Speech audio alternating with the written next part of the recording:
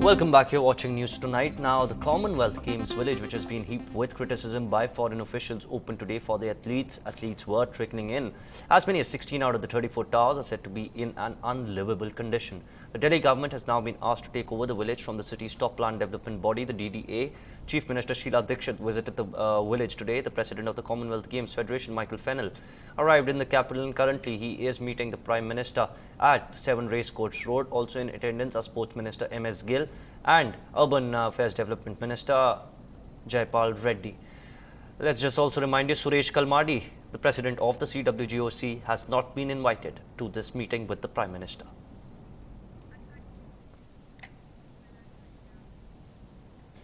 The treasurer of the organizing committee was also apologetic as he answered the trail of questions fired to him by NDTV. Listen into what the treasurer had to say.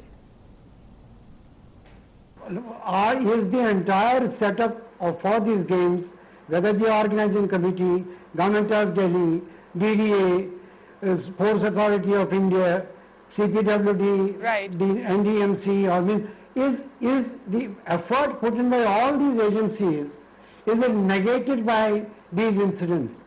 I genuinely feel sorry for whatever has happened and would like to apologize not only on our part or part of the organizing committee, but everybody else connected. It is a collective, if these things have happened, these are a collective failure.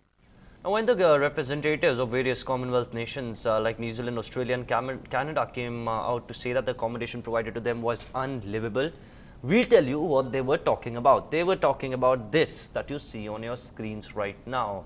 That's a sight inside one of the rooms of the Commonwealth Village. Dog marks all over, and of course this is a typical scene you see everywhere.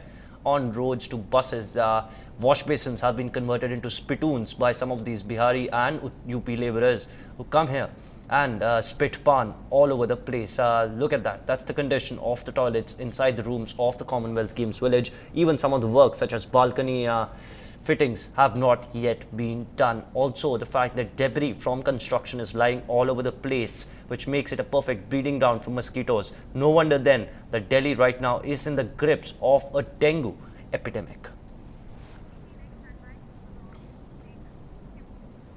Well, also, of course, Mediscan Systems, a referral diagnostic ultrasound center, claims to have made a breakthrough in telesonography screening of pregnant women to correct defects in babies before they are born. Zoya Thomas sends us this report from Chennai. Nearly 30 million children are born in India every year, and nearly 2 million of them have serious defects. Regular monitoring during pregnancy is critical to detect defects. Experts point out access to latest technology to pinpoint defects is widespread, but not the expertise. Mediscan says its eye-to-eye software bridges that gap. Ultrasound is available in a lot of places, but especially doing fetal scans. The expertise to interpret fetal images is not available throughout. Over a period of time, that doctor who is doing this imaging, because he's getting continuous inputs from the expert, he becomes an expert over a period of time. So this is actually empowerment. The technology is simple and not too expensive. The ultrasound machine is connected to a computer that has a software called SonoCare. The software transfers fetal scan images to a fetal medicine specialist in another center who will give his expert opinion on the abnormalities.